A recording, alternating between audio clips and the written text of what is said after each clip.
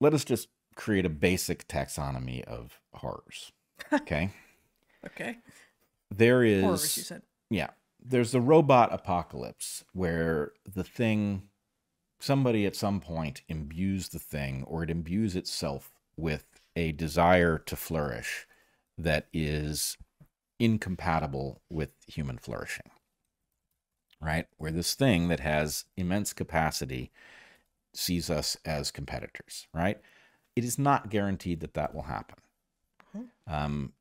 Randy Nesse made an argument that I don't agree with, but I thought was at least the right way to say it. He said, how do we know that the AI won't be effectively like a dog, right? A dog does not look at you and think, geez, I'm hungry and that looks like meat, right? Your dog is fully dedicated to your well-being, right? And, it's possible that the AI will be. On the other hand, you've got malevolent AI is one potential hazard, something that views humans as a competitor. You've got misaligned AI, where the thing is actually on board with doing your bidding, but it turns you into a paperclip because it thinks that's what you wanted, right? Mm-hmm.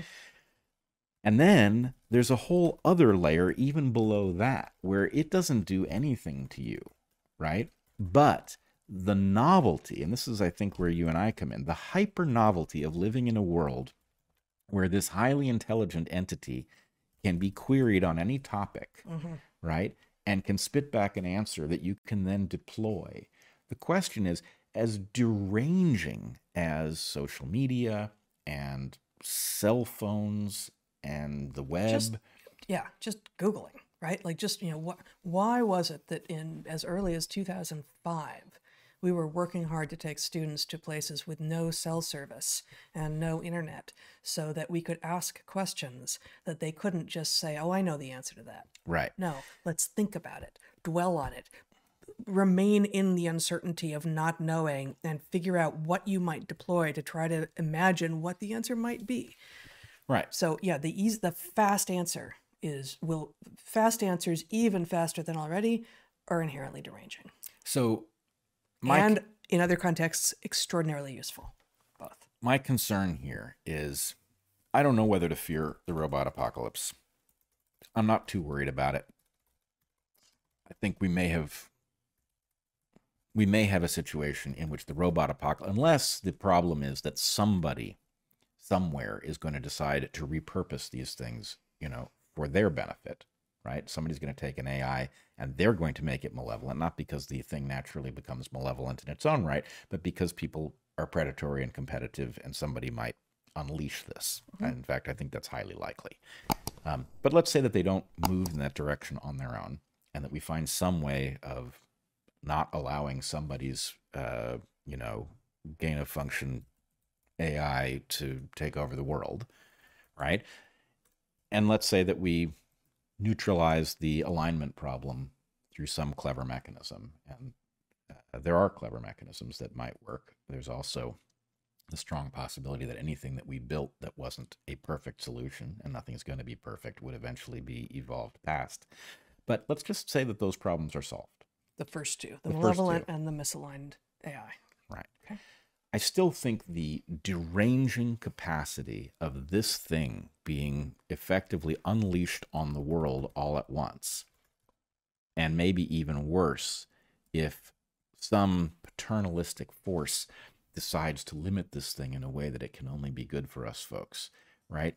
The likelihood that this pollutes our ability to understand where we are in history, what the dangers to us actually are, how to get things done, who knows what they're talking about. The capacity of this thing to simply poison the well of human capacity and functionality is so great that I'm really, even if you take the other two things off the table, I think people are not even terrified enough. The deranging, as we have a world in which people cannot figure out which way is up with respect to a relatively straightforward question of a pathogen with, a relatively well-known case fatality rate, right? A series of remedies that can be studied in a laboratory and tested. We still can't figure out which way is up, and it is destroying civilization. Our inability to even talk about these things is great enough already. And that's before you get to a queryable intelligence of unknown ultimate capacity. And we're staring at this thing already. This is the 4.0 version, right? The 4.0 version is already showing us things that ought to surprise anybody who understands what intelligence is made of, right? Like theory of mind, right? The fact that we can look at an elephant and we can say, this animal has theory of mind, right? And that means something about what's going on in that mysterious skull of its. So in our discussion of tool use, you didn't. Can you provide examples of what kind of tool use it's exhibiting?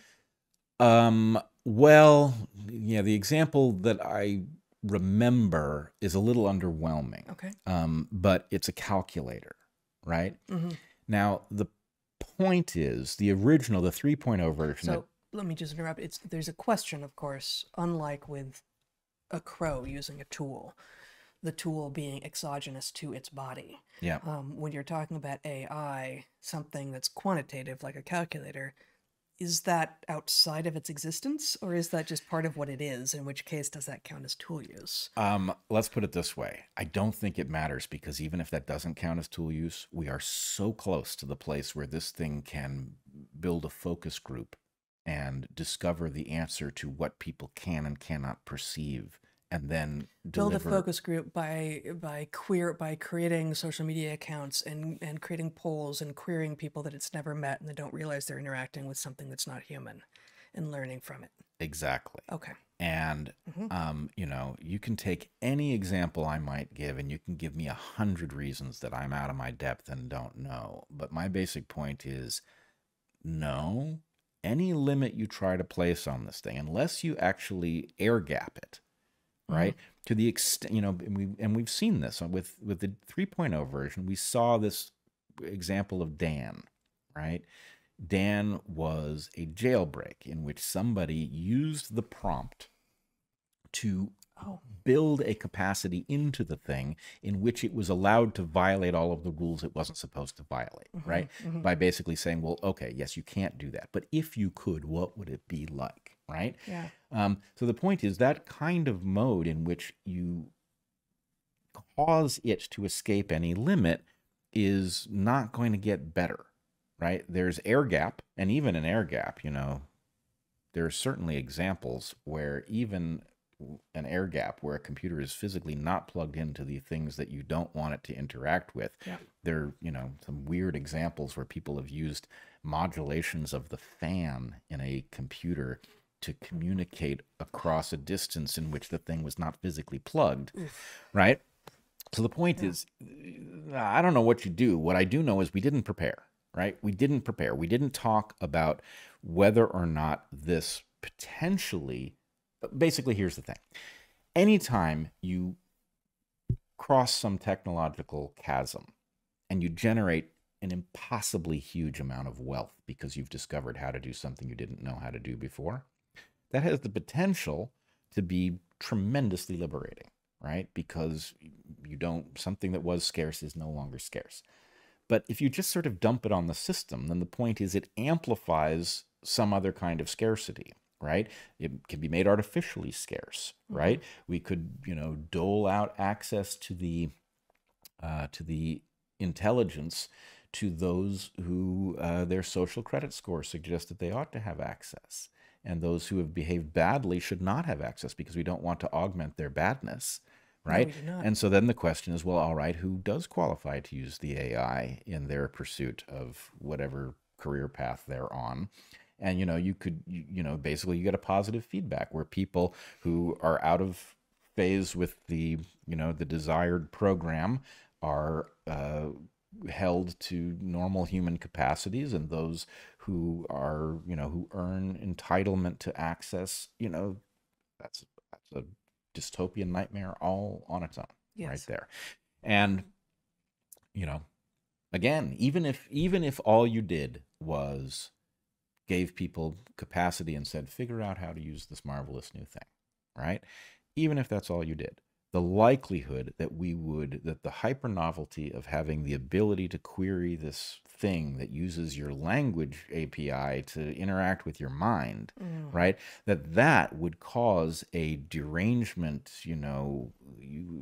sky's the limit with respect to how confused humanity could get, right? And we've just had a taste of a bad level of confusion.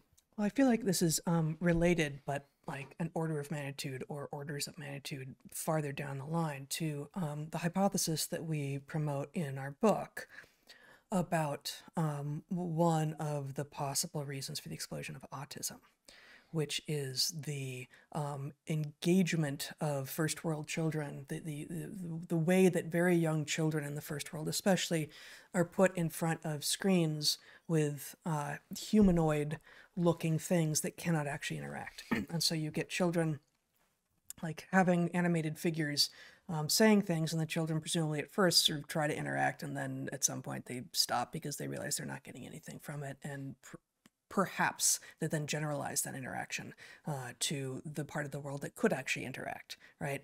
And so this risks taking that level of confusion even further, because it's going to affect people beyond the very, very early development, but confuse everyone more into imagining that they're actually interacting with a real human being, and thus can be confused in ways that I don't know. I'm not going to predict here. By however it is that the AI is interacting with them. Absolutely. And that can be, there's a low level way in which the interaction with something that speaks, your mind has an API called language. Yeah. Right? The extent to which this version of what's clearly going to be AGI, right, interacting with your mind directly with a channel on which all kinds of information, emotional and otherwise, is transmitted, the danger of that is huge. Even before you get to what do you do when people start using this mechanism to game systems, right? So, for example, let me we have described on this podcast something that I've called the time-traveling money printer, in which the corralling of information, the delaying of the dawning of a kind of awareness allows lesser fools to find greater fools and transfer wealth, right? It's a kind of theft that takes place by creating an artificial sort of insider information. We have talked about something that I have called the pharma game. The pharma game involves the owning of intellectual property for molecules that have interaction with physiology, in which you create a pathology, you increase the degree to which that pathology is diagnosed, you game the regulatory apparatus so it creates a standard of care for which your the molecule that you own the patent on is then prescribed in preference to other things. What happens when the capacity to use this artificial general intelligence is pointed towards the extracting of wealth or the controlling of people by those who have already done so well at gaming these systems designed to make us healthier and smarter and safer, right? What happens when the AGI is used to corral lawmakers into making laws that serve some at the expense of others? What happens when it is used to evade the law? What is it that regulators are capable of seeing, and how can I engage in this kind of theft so that it is undetectable, right? What happens when people start using it for this stuff? And what kind of paranoia is it going to cause in people that there's now some unhuman-like intelligence with an effectively infinite library of examples that will never be known to those of us who are trying to protect ourselves, right? That kind of power is going to create an unlivable life. And I do not know what to do about this, because my feeling is they let it into the wild already, right? They did that without our preparing ourselves emotionally or any other way, right? There's no way to reel this thing back in. And the fact is, all of the stuff that people do, all the good stuff and all the bad stuff, is going to be amplified by this. But it is not obvious to me that the good stuff overwhelms the bad stuff for exactly the same reason it didn't with cell phones or the internet or social media or any of the prior examples where we have dumped this kind of accelerant on normal human problems. Sorry. I don't think there's anything I can say in response to that. I think you're right. Yeah. I wish I wasn't, but it's hard for me to imagine. It's hard for me to imagine how that isn't the case, even if, 999 times in 1,000, nothing bad happens. It doesn't take very many of these bad threads to really, really create a problem. Indeed. So, to close this section out, we will, of course, return to this as we discover more. But I have alluded in several places to a paper I wrote in 2016. It was never published. I was asked to write it by a journal that decided it didn't want it, and it was on the topic not of artificial general intelligence, although it points in that direction. It was on the question about, how to get a computer to plausibly speak language and translate between them. In any case, I'm going to find a way to make that piece available to people, although it is not exactly on target for what has happened, but it is close enough that I think people will be fascinated by it. But I did want to highlight something that I noticed. That paper, the PDF. So this is not your paper. This is this Microsoft research paper. Bubeck et al. 2023. This is section 10.3. What is actually happening at the very end of their paper? Do you want me to read this out loud? Yeah. I've never seen this before. So, our study of GPT-4 is entirely phenomenological. We have focused on the surprising things that GPT-4 can do, but we do not address the fundamental questions of why and how it achieves such remarkable intelligence. How does it reason, plan, and create? Why does it exhibit such general and flexible intelligence when it is at its core merely the combination of simple algorithmic components, gradient descent, and large-scale transformers with extremely large amounts of data? These questions are part of the mystery and fascination of LLMs, which challenge our understanding of learning and cognition, fuel our curiosity, and motivate deeper research. Key directions include ongoing research on the phenomenon of emergence in LLMs. Yet despite intense interest in questions about the capabilities of LLMs, progress to date has been quite limited, with only toy models where some phenomenon of emergence is proved. One general hypothesis is that the large amount of data, especially the diversity of the content, forces neural networks to learn generic and useful neural circuits. And I'm going to need you to scroll up now, Zach. Such as the ones discovered in... I'm just not reading this. I think that's enough. Okay. We've gotten there, right? So the upshot of this paragraph is that they have done an awful lot of describing what the animal does. Animal, again. Yeah. I mean, I feel like it's an alien animal, and that we are learning what's going on in its mind. We have to do so inferentially from the outside as ethologists. And what they're telling you is they are fascinated by, but do not know the answer to how something that is built of very simple components is doing these remarkable things that it clearly is doing. Okay? Yeah. This is only the 4.0 version.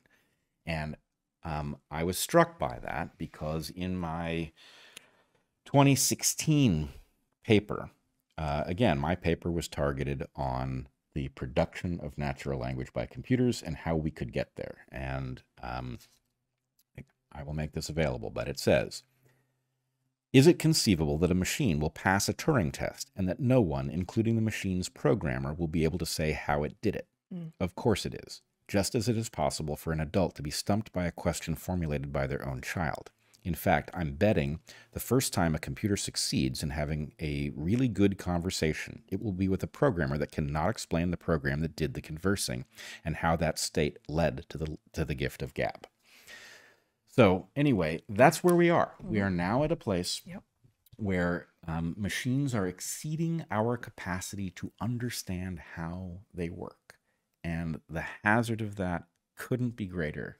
And I really, I hope that I am overreacting. But I would say this is the moment for something powerful to gather the smartest people it can to figure out if there is even a solution for what's coming, because the derangement alone is terrifying and it isn't the worst case scenario.